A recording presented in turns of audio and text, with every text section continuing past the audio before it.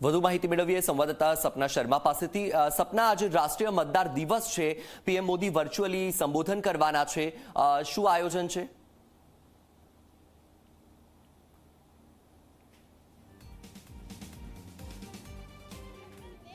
તમામ એ નવા મતદાતાઓ કે જે 2024ની જે લોકસભાની ચૂંટણી છે તેમાં મતદાન કરવા જઈ રહ્યા છે, તો આજે રાષ્ટ્રીય મતદાતા દિવસ પણ છે, તો તેને ઉપલક્ષમાં પ્રધાનમંત્રી નરેન્દ્ર મોદી વર્ચ્યુઅલી તમામ જે નવા મતદાતાઓ છે તેમને સંબોધિત કરશે અને અમદાવાદની ગોતા વિસ્તારમાં આવેલી સિલ્વર ઓક કોલેજ ખાતે ખુદ મુખ્યમંત્રી ભૂપેન્દ્રભાઈ પટેલ અહીં આવશે અને ત્યારબાદ તમામ જે નવ મતદાતાઓ છે તેમની સાથે બેસીને પ્રધાનમંત્રીના જે વર્ચ્યુઅલી સંબોધન છે તેને સાંભળશે। આપ જુઓ કે મોટી સંખ્યામાં તમામ જે નવા મતદાતાઓ છે તેઓ અહીં જોડાયા છે અને મહત્વની વાત એ છે કે 2011થી જ આ રાષ્ટ્રીય મતદાતા દિવસની ઉજવણીની શરૂઆત કરવામાં આવી હતી, કારણ કે આજ એ દિવસ છે કે જ્યારે બંધારણની અમલવારી થાય તેના એક દિવસ પહેલા જે ઇલેક્શન કમિશન છે તેની સ્થાપના કરવામાં આવી હતી અને તેના જ યાદમાં આ જે દિવસ છે તેની ઉજવણી કરવામાં આવી રહી છે।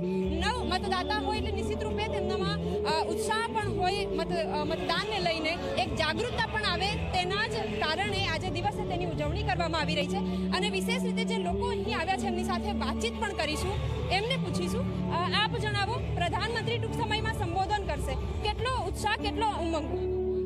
અમે બહુ ઉત્સાહિત છીએ, અમને ખબર પડી અહીંયા ભૂપેન્દ્રભાઈ આવી રહ્યા છે, તો અમે બિલકુલ આપ જણાવો, સીએમ પણ ઉપસ્થિત રહેશે, નવા મતદાતા છો આપ, કેટલો ઉત્સાહ છે નવા મતદાન માટે?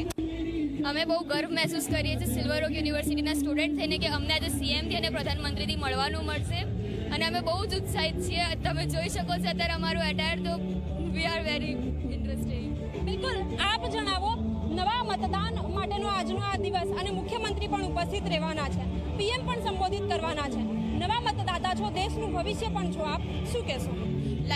અત્યારે તો બહુ જ ખુશ છીએ, તમે જોઈ શકો છો અમારી યુનિવર્સિટીએ કેટલું સરસ પ્રોવાઈડ કર્યું છે।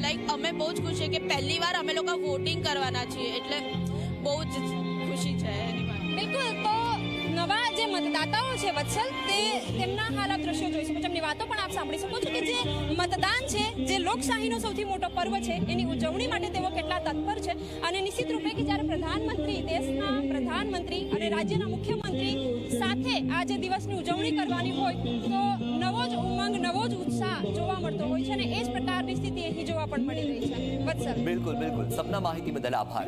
તો આજે પીએમ મોદી વર્ચ્યુઅલી સંબોધન કરવાના છે નવા મતદાતાઓને, ત્યારે જે યુવાઓ છે તેમનામાં પણ ઉત્સાહ જોવા મળી રહ્યો છે। સમાચારમાં આગળ વાત કરીએ સુરતની, તો